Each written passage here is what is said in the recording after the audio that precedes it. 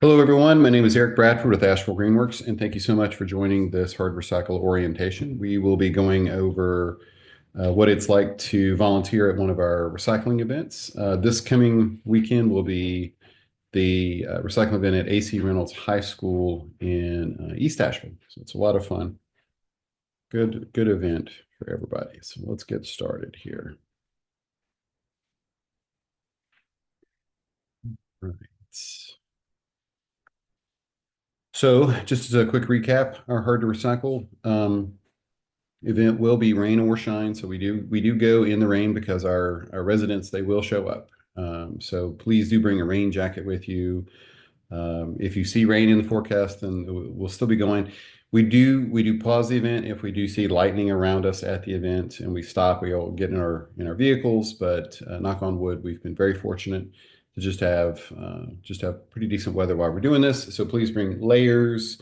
Please dress with a rain jacket. Bring a reusable coffee or water bottle because we will be providing beverages at the event. And again, the event runs from 10 until 2, but we will have two shifts of volunteers to manage this event.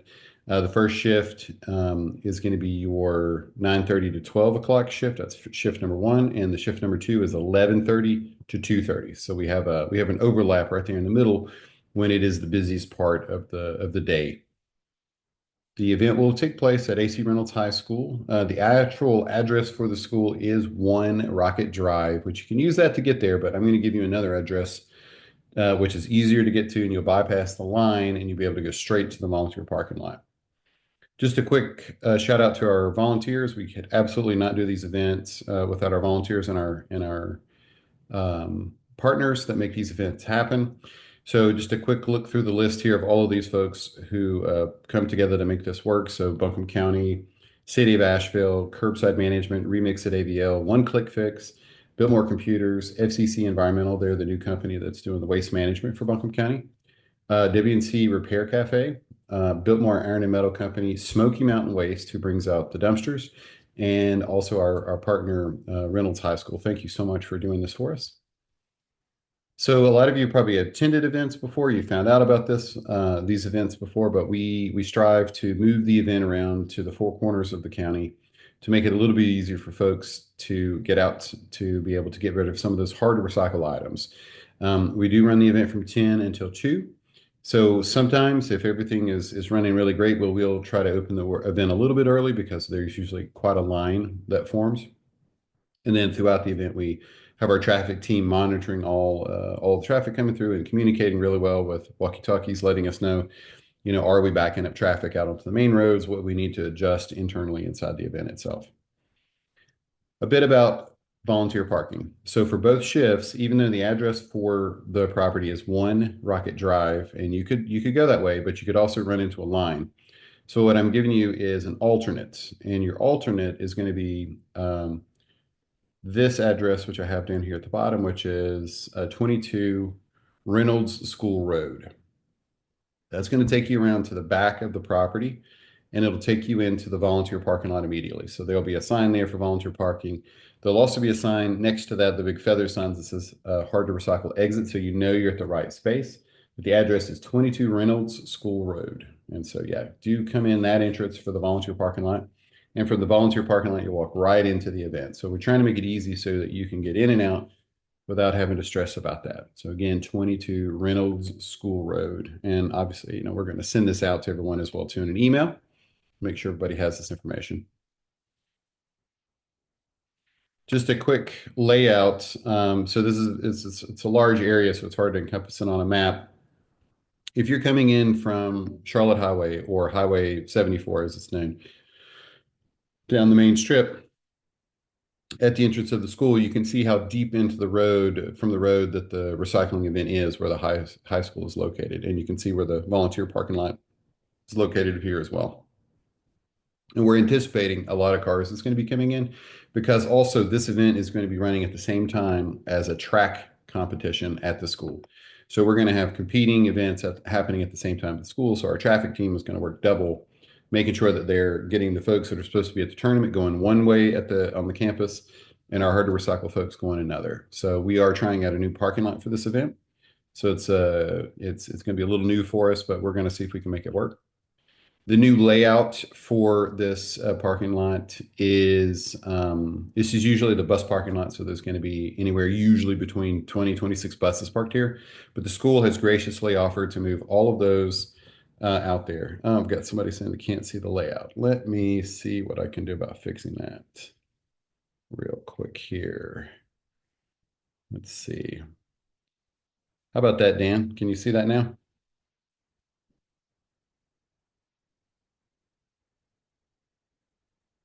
I can't, but I'm not Dan. But yeah, no, nothing. I just see you. Okay. Well, let's fix that real quick. Let's fix that. Don't want to see me, folks. I've got this beautiful presentation down here. It's a Pulitzer Prize winner, right? That's it. How about that? Can we sell that? Bingo, you got it. Thank you. All right. Let me back up just a couple slides then. Apologies, folks. Let me back up just a touch here so you can see. All right, there we go. So I wanted to show you all this just for real quick. This is this is going to be that entrance for the back of the school. So for the volunteer parking area, I just want to cover that one more time. This is what it looks like when you're coming in. You would see the feather signs that we're going to have for the exit, and you'll see the enter for the volunteer will be right there. It's a nice size parking lot for all the volunteers, and that address again is 22 Reynolds School Road. All right, and then as we're coming in off of Highway 74, there you can see what a long lead up that is going into the event itself. And so we're anticipating, like I said, quite a lot of cars coming in. So the tournament, this track tournament that's going to be happening is going to be normally where we hold our hard to recycle event in that large parking lot at the stadium. So the job of the traffic team is to make sure that we're segregating those two traffic flows and then addressing any issues that come up as it happens because we will be using two different parts of the campus that day. All right, so here we are at the actual layout for the event itself. There we go. So this is a new space for us at the event. It's not super ideal for us, but normally the school has all of the buses parked in this lot, so they're going to move all the buses out of the lot for us for this. We're going to try to route cars in from the side, double lines of cars, and then once they come into the event, it's going to be four lines of cars, and that is to try to relieve the pressure of all of the folks that are be trying to come into the event, so we're not blocking out folks trying to enter. Once they come into the event itself, our partners are going to have all of their dumpsters in the center of the center of the lane here of the hard to recycle event itself. So starting with scrap, computers, City of Asheville, Remix at AVL, FCC, which is handling the trash from the event, cardboard, books, the repair cafe, televisions, and another scrap bin. Then you'll notice that the styrofoam trailers are on the edges here. And let me tell you the madness behind what we're thinking here this time around is we're going to have an unloading zone. This is something we've been talking about for a while. This is something we've been toying with this idea, but we do not want to unload anybody's vehicles before they get into the unloading zone. And so what I mean by that is as persons are first starting to come into the event, it is hard not to walk over and say, "Hey, what do you have in your car?" "Oh, just a bag of batteries. Let me grab those and let me run them up to where it needs to go." Then that person feels the need to, "Hey, I need to get out of here now. I've done what I need to do. Can you get me out of here? Can you get me around these cars and let me leave?" We don't want to do that. So what we're trying to do is pull everybody up, and we're going to have a zoned off area with cones, and people will know at that zone mark, this is the area that we unload cars. So we'll be unloading somewhere in the area of upwards of 20 cars at a time like this, so that all the runners will be in this one spot, grabbing everybody once they hit the zone, and then we let those folks out, and then so on and so forth, so that we can get these folks through here. What we've noticed at the event is, folks will just be stopping, getting out of the cars, trying to get the things out and walk it to the space themselves, or new volunteers will be just sort of grabbing items wherever they can in the line, and that'll sort of stop. So some folks have to stop, get out, open their trunk, open their rear hatch, and kind of slowing down the whole traffic. So what we're aiming for this time is to have an unloading zone, which will be pretty much boxed in down at the end of the event with cones. So we'll have that really well marked out. And on Saturday, when we do our roundup, which is where we get all the volunteers together, we'll make sure that everyone sees this area and they understand.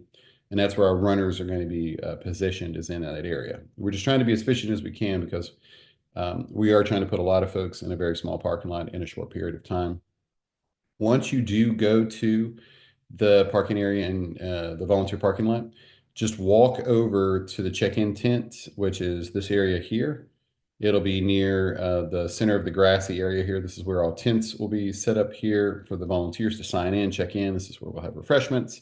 We'll have places for you to store your gear while you're out there volunteering. We'll also have the porta-john set up next to that as well. Notice, if you can, the orange stars. Those are where your traffic persons are going to be set up with walkie-talkies, trying to direct traffic and keep folks moving and happy throughout the event. And again, I'm going to send these maps out in the email afterwards so we can see those. When you come in to the sign-in station, Christine is going to meet you with tasty treats, and she wants to help you find yourself on the sheet that you signed up for and make sure that you understand what you've signed up for and get ready to go. After that, we usually do the roundup about 9:15 to 9:20. That's when everybody gets into a circle and we sort of talk it through. And then we send you out to each of your stations to check in with your group leaders so that you can understand what you need to do next. And again, if we're ahead of schedule, we do open the event a little bit early to relieve some of that pressure. We will have hot and cold beverages throughout the event, so coffees and teas and hot chocolates in the morning, along with water, Gatorade, beverages like that. But please do bring along a reusable container. But we will have snacks for you as well at the event. We do provide you with some safety gear, some safety equipment at the event. Gloves, we do ask that you wear those gloves at all times because you're going to be handling all sorts of materials. They're sharp. Some of it could be oily. If you need a fresh pair of gloves, absolutely come back over to the headquarters tent and get switched out. Please wear your safety vest that we give you at all time as well. This helps identify you at the event, but also keeps you very visible. Please bring any personal snacks, water bottles, anything that you need. Again, something to refill while you're there. That would be really helpful. We'll have a table that you can put all of your containers on so they don't have to sit on the ground. They don't have to sit in odd places for you to lose them. So we'll have a volunteer table just set up for that. When you are coming up to someone's vehicle and you're going to engage with them, please communicate with them and ask permission to them. Say to them, hey, may I please open up your door to get to this item? Are these the items that I can take out of your car? Can I get this box right here? So really clear communication with folks, because sometimes we might take something that we feel like is for the hard recycle event that they didn't bring for the recycling event today. So just good, clear communication. The most important though is can I open your door? Don't remove items from the vehicle until you're sure that we can accept them. And one way to do this is to look around, and if you see some persons in these dark green vests that says expert on them, grab one of those persons or somebody in an orange vest and say, hey, I don't know, it's not on the list here, what they brought to us. Can we take this item?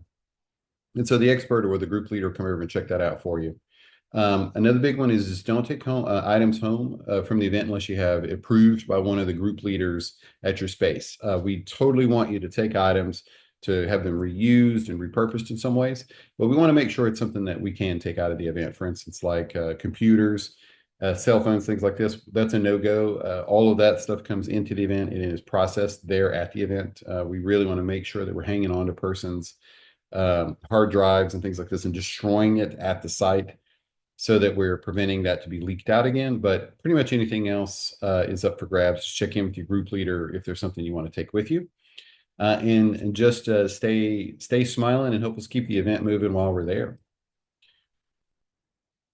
So you'll see three different types of vests at the event. So your green vests are going to be your experts. Those are the persons who can answer all questions and they can handle maybe some grumpy situations. So feel free to turn it over to that particular person if somebody has is having a rough morning and just shoot them right over to us.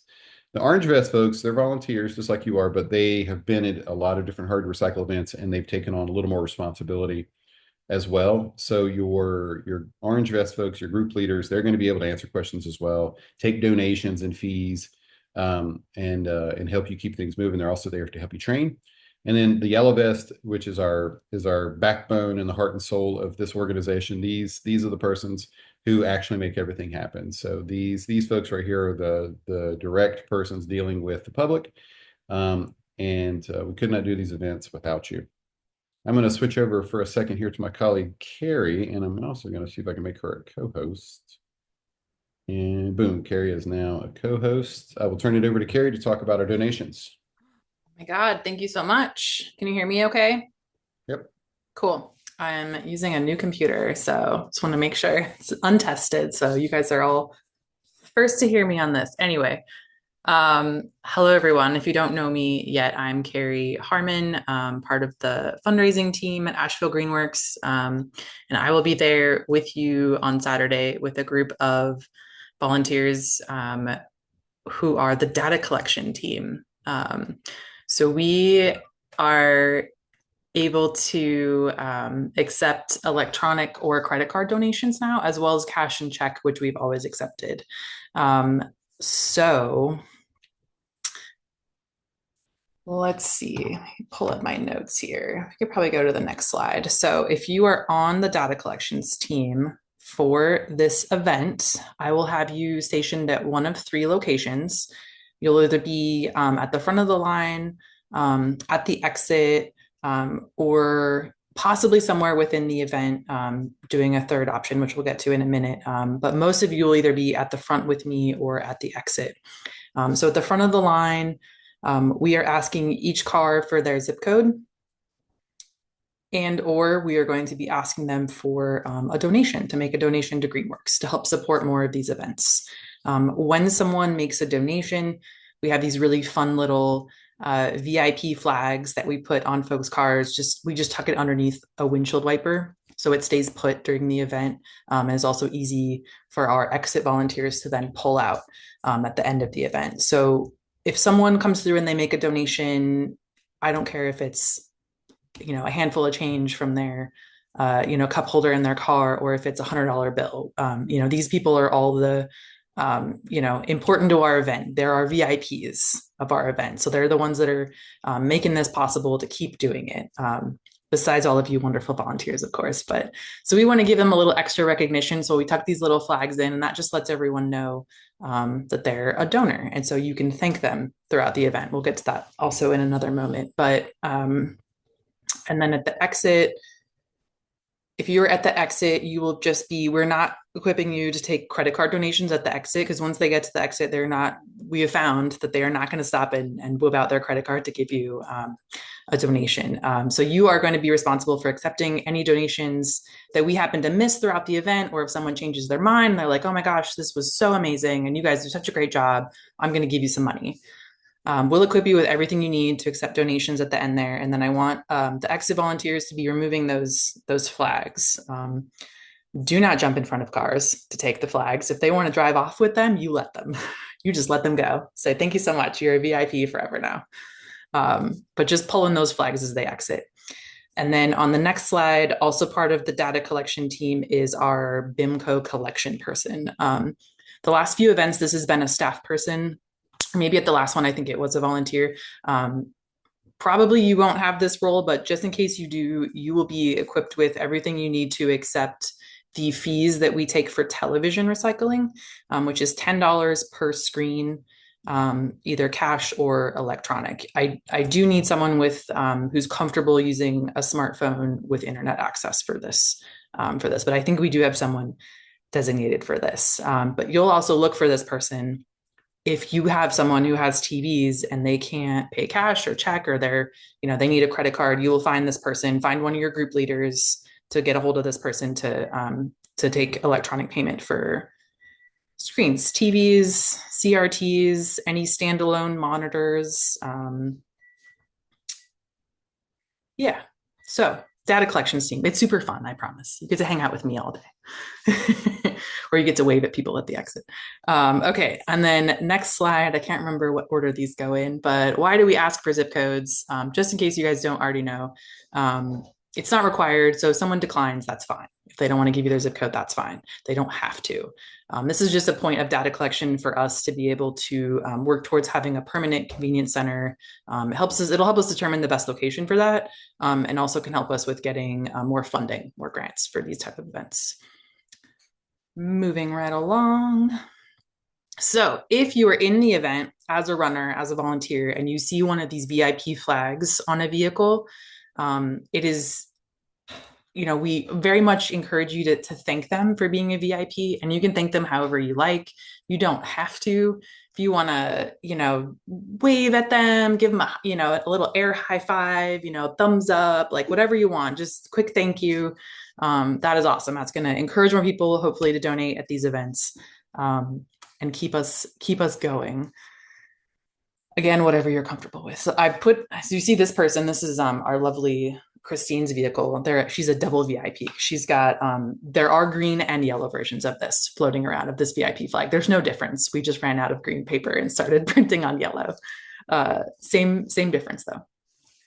VIP flags. Let's see what the next slide holds for us. Oh, I think this is the end of my spiel. We're going to go into a list of accepted items. I think that was all. I had one other thing, I'm sure Eric will say this again and we'll say it again at the event, but we'll be up at the front of the line also reminding everyone to stay in their vehicle for this event. I like to tell people up top, this is a full service, concierge style event. Like, you just get to stay in your vehicle, relax, we'll take care of everything. I know Eric mentioned before, you want to ask people if it's okay to take things out or to open this door, but we want to try and make sure they stay in their vehicle. So it is okay to remind them of that as well. Just be like, no, I've got this. You stay in your vehicle. We'll take care of everything. How's that sound, Eric? That's awesome, Carrie. Thank you so much. And I tell you, folks, the Hard Recycle has done so much better since Carrie's team has taken over for getting on the front end and talking to folks, answering a ton of questions, giving them the option to take electronic payment has been a game changer. And then just treating all those people who held on to those items, and then they're bringing it, they want it to be recycled here, and then being greeted by such a nice group of folks. It's been really great, Carrie. Thank you so much for that. List of accepted items. So these are the basics that we can take at our Hard to Recycle events. If you see next to it, they have names by the person. Like BIMCO is Biltmore Iron and Metal Company. They're the local scrap company that accepts all of our electronics, appliances, scrap metal, batteries, and televisions to be recycled. We absolutely could not do this event without them. All of the electronics, appliances, metals are recycled here in the US. We can actually pull a certificate if anybody does ask that question, which is really, really rare, that we can actually trace it back to prove that all of the items are disassembled here in the US. They're not shipped overseas to be taken apart somewhere else. And so that's why it's kind of a little bit more of an expensive endeavor. The only thing that we charge for at our events is the $10 for the television, and that is regardless of size of TV or monitor. So it could be a 55-inch, it could be that really small 12-inch that your uncle gave you back in college. So all of them are $10 to be recycled. And our friends at Biltmore Iron and Metal Company actually pay $17, and we pay $10. So that's $27 to get each television recycled. So it's a huge service that they're offering to the area. So if anybody feels a little sort of like, ooh, a little put out about that $10, there is another option in the county to be recycling your television. That is the Buncombe County Landfill. It's on household hazardous waste collection dates, which they hold one of those a month. It's on a Tuesday between the hours of 9 and 3 o'clock, and they charge you on the size of the television. It could be $5, it could be $25. But at our events, it's a flat $10 fee, subsidized through Biltmore, and we try to make it easy because we're gonna unload it for you. Again, batteries of any kind. So think of it, hearing aid batteries, your little drill battery, the battery from your car. We can take all those. And now we also work with a company which is Biltmore Computer and Electronics. So they can accept items, so computers, desktops, laptops, cell phones, tablets, any of those sort of devices that hold our data. They take those, and not only are they recycled, but they can, on request, destroy that hard drive right there on site. So if Carrie comes through with her old laptop and she wants to make sure that her data is destroyed, and then they will go through this process. If somebody needs to see this themselves, we will pull them off to the side, bring them over, and they'll either run it through the degaussing machine or they'll actually put it through the breaker. It's really pretty neat to see that process. And some people will just bring us hard drives, and we take those over and have those destroyed. So this is a really great service that Biltmore Computers brings to our event. Styrofoam is probably one of the most popular items that comes to the event. So we can take any color of the food grade or the white packaging styrofoam. So think about the white packaging. You just bought a new television, you break it and it turns into little bitty bits. That's the kind that we can take. But we are trying out a new kind of styrofoam that we're accepting, and I'm going to go into that in a little bit. It's the soft, foamy kind, which I'm going to show you like a pool noodle. I'm going to show you that a little bit later on. We have a new sponsor that is starting to collect it for us and seeing if it's something that we can actually collect and get recycled easily at the event. So we'll be definitely trying to try out those two types of styrofoam. Curbside management, who does the recycling for the area, they're going to be accepting cardboard, books of any kind, and pre-shredded paper. And then the city of Asheville manages our TerraCycle program for the area. So they take all sorts of really interesting things. So Brita filters, dispensers, squeezable food pouches, deodorant items, unopened culturally packed cutlery. It's a really extensive list they take. They put in so much effort toward this. The city has really grown this program. There's even more items that they accept that's not even on my list here. So things like plastic shopping bags, which normally we don't take because those can be accepted at all the grocery stores and Walmarts in the area, but the city's also taking these at our event. Sorting and bagging styrofoam. So if you are some of the folks who've signed up to be on the styrofoam station, then you get to use these giant pallet bags and you get to sort the styrofoam by food grade, by the squishy styrofoam, and then also by the white packaging styrofoam. So we need each one to be segregated. We also need that styrofoam to be clean, so free of dirt and also free of tape, things along those lines. Because if not, once they get to Dart Container Company in Randall, North Carolina, if they look and they see through the bag and they see it's trashy looking, they take the whole bag and toss it into the dumpster because their machines cannot accept dirty styrofoam. So we want to make sure it's as clean as it can be when it gets through there. Let's go back over that list. So this is a little bit older list showing what we could not accept and what we can accept at the event. So notice again, it's that food grade, the food grade white up here, the food grade multiple colors, and the white packaging. Absolutely no on the packing peanuts, the insulation foams, and I'll say why about that insulation. It's usually covered in a fire retardant, so when it's put through those machines, it becomes quite hazardous. And then that type of cushion foam as well too. We cannot accept that. What we can accept, which we're doing, we've only done the last event, and this will be the second one, is working with Feed Me Foam. We will be accepting the squishy foam. So there's not a whole lot of that squishy foam we can. It looks very plasticky when you're touching it. There'll be some examples that come through. So if you're working that station, we're going to make sure that you get to, lay hands on it and see what this stuff is that we're trying to collect and see if we can divert, because we do not want to throw it away. Biltmore Iron and Metal Company, again, they accept the electronics, the scrap, appliances, metals, batteries. This is an exceedingly physical effort. And as you can see, that's actually the vice president of the company right there in his orange shirt. That's Blake Cloninger. It's a family-run operation since 1929. He should have a second person on there, right? Carrie, there should be two persons helping him carry that, but Blake, he's a stud. But do not be afraid to ask for help. We don't want anybody to get hurt at this event, so we will provide hand trucks, carts to move things around. But just make sure you're working with somebody else to help you move things around. Televisions. So you're going to see TVs, CRTs. So think of that old heavy glass television, and then monitors. So the flat screens, the one you might be looking at right now. All of those are a flat $10 fee. And what we'd like to do is either Carrie's team is accepting those fees from us electronically, or someone's going to, hey, here's $10 for this television. You get it right over to the group leader. We want to make sure we're collecting those fees before we collect those televisions. Our friends at Biltmore Computers, as you can see here, they set up a big station and all their employees are out there tearing down the electronics as they're coming in. It's really quite something to go through and see them working. So you're going to see them tearing apart, trying to get those hard drives out so that they can get those torn down. and broken. But as you can see here, they also take a lot of other items too, like toner and ink cartridges. They actually accept those cameras, networking equipment, audio gear. So they do take some pretty interesting things at the event. And so if you have a question though, you can just grab them at any point in time and ask, is this something you can take? Books and shredded paper. This is my daughter's favorite station to work because she's quite the voracious reader. So books, take home as many as you want, folks. Expand your home library. You can take home as many books as you want from this event. We do work to try to divert a lot of the books into the prison reading program, and then to a few of the local daycares and aftercare centers in the area. So we will be trying to divert some at the event itself and put them into the boxes. But there's still anywhere from 3,500 to 4,000 pounds of books that goes to be recycled. And when I say recycled, it's a down cycle. So these books actually are shredded and then turned into something called hydroseeding matrix. So if you've ever heard of hydroseeding before, where they're spraying a bank with grass for it to grow grass, that's what these books are being converted into. We're not super pumped about that. This is something we've been working on for a while to try to find a way to get books recycled.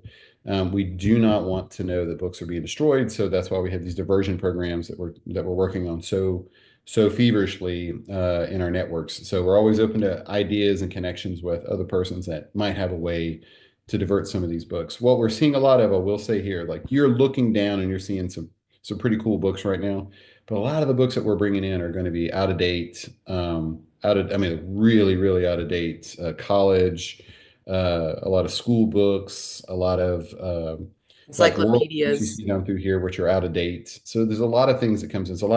There's a lot of personal books that comes in, a lot of Bibles for some reason, a lot of Bibles. And so we try to divert as many as we can.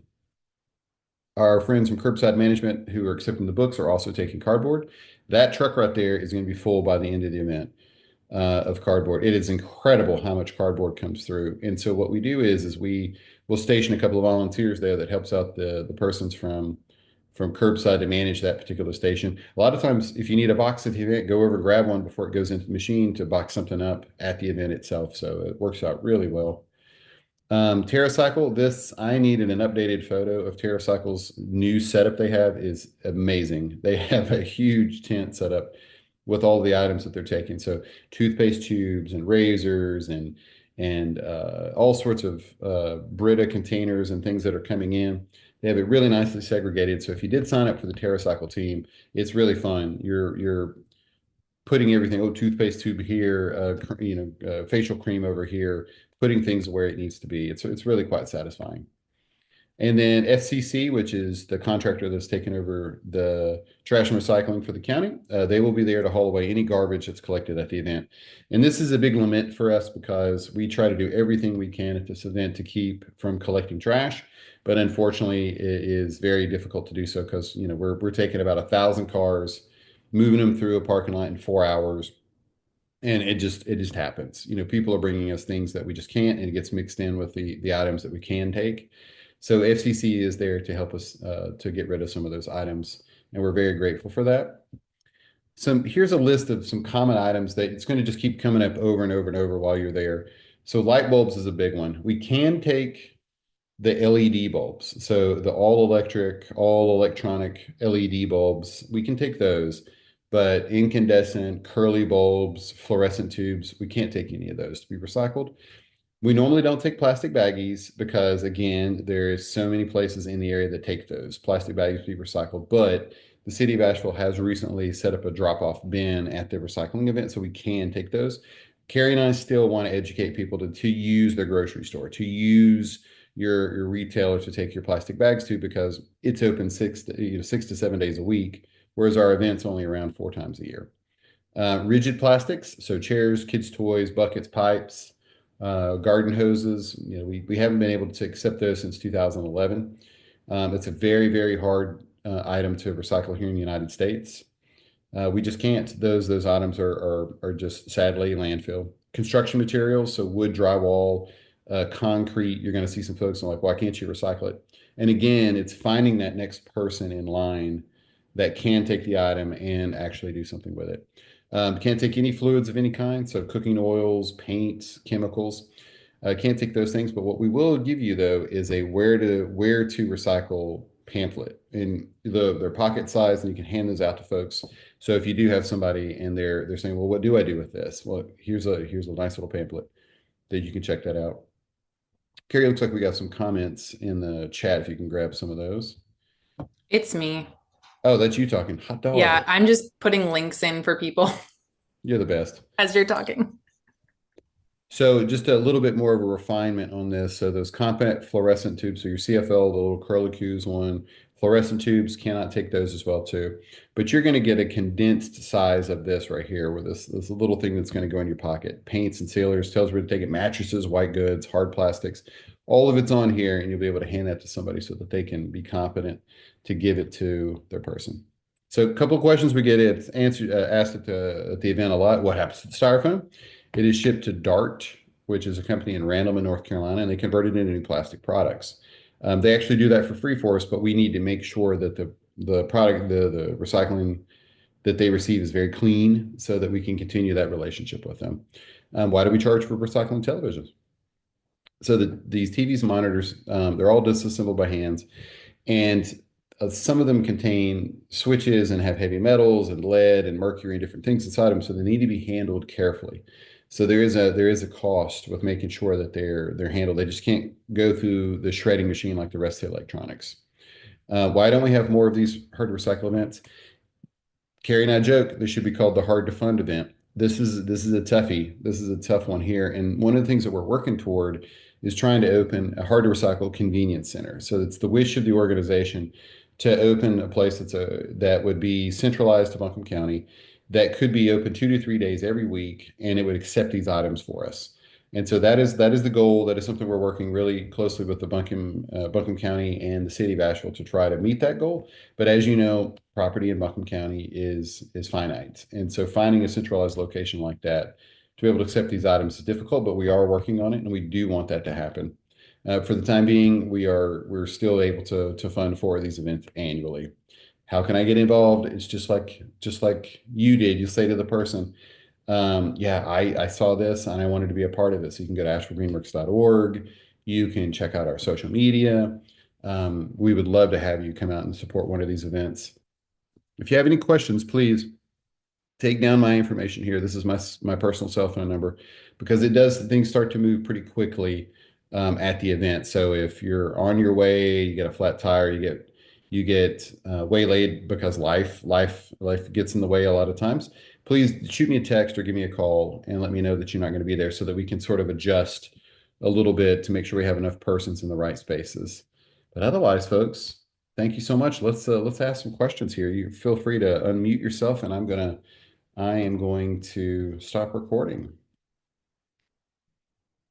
There we go. As soon as I find the button.